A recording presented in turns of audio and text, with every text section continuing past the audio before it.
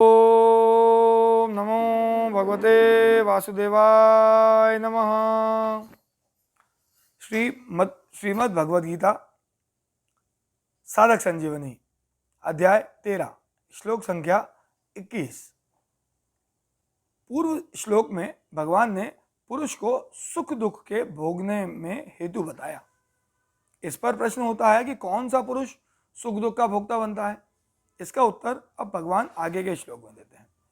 पुरुषः प्रकृतिस्थो हि भुंक्ते प्रकृति जान गुणान कारणम गुण संगोहस्य सद सद्योनि जन्मसु। प्रकृति में स्थित पुरुष ही प्रकृति जन्य गुणों का भोक्ता बनता है और गुणों का संग ही उसके ऊंच नीच योनियों में जन्म लेने का कारण बनता है। यह पुरुष को प्रकृतिस्थ कहने का तात्पर्य शरीरस्थ कहना ही है। 19वें श्लोक से प्रकृति पुरुष का प्रकरण चल रहा है, इसीलिए यहाँ पुरुष को प्रकृतिस्थ कहा गया है।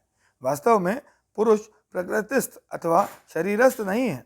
अपने को स्वस्थ न मानने से अर्थात स्व में अपनी स्थिति का अनुभव न करने से ही वह अपने को शरीरस्थ मानता है। पुरुषः प्रकृतिस्थो ही भुंक्ते प्रकृति जान गुणान। वास्तव में पुरुष प्रकृति शरीर में स्थित है ही नहीं।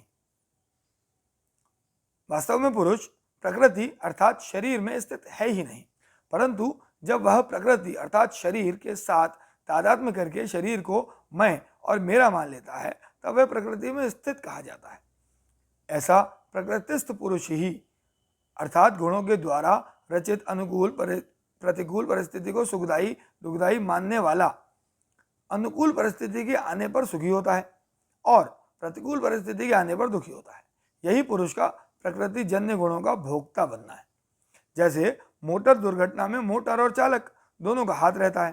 क्रिया के होने में तो केवल मोटर की ही प्रधानता रहती है, पर दुर्घटना का फल अर्थात दंड मोटर से अपना संबंध जोड़ने वाले चालक अर्थात कर्ता को ही भोगना पड़ता है।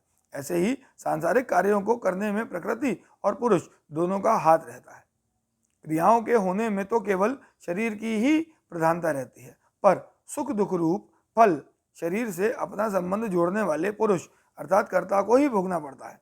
अगर वह शरीर के साथ अपना संबंध न जोड़े और संपूर्ण क्रियाओं को प्रकृति के द्वारा ही होती हुई माने तो वह उन क्रियाओं का फल भोगने वाला नहीं बनेगा। कारणम गुण संगो अस्य सद सद्योनि जन्मसु। जिन योनियों में सुख की बहुलता होती है उनको सत योनि कहते हैं, और जिन योनियों में दुख की बहुलता होती है उनको असत योनि कहते हैं। पुरुष का सत असत योनियों में जन्म लेने का कारण गुणों का संग ही है।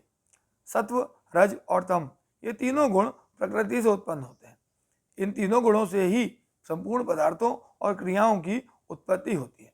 प्रकृतिस्थ पुरुष जब इन गुणों के साथ अपना संबंध मान लेता है तब ये उसके ऊंच नीच योनियों में जन्म लेने का कारण बन जाते हैं। प्रकृति में स्थित होने से ही पुरुष प्रकृति जन्य गुणों का भोक्ता बनता है, और यह गुणों का संग आसक्ति या प्रियता ही पुरुष को ऊंच नीच योनियों में ले जाने का कारण बनती है।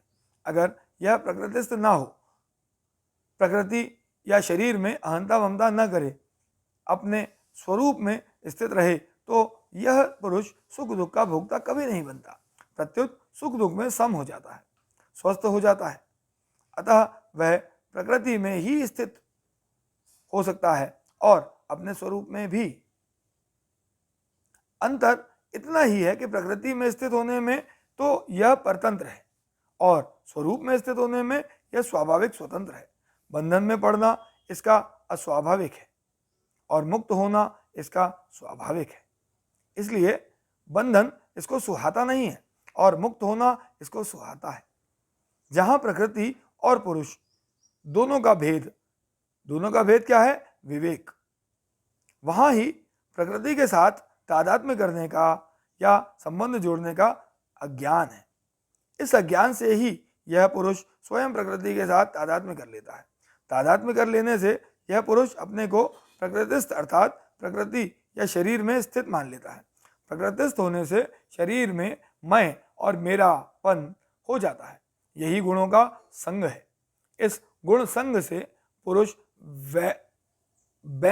बंध जाता है। गुणों के द्वारा बंध जाने से ही पुरुष की गुणों के अनुसार गति होती है।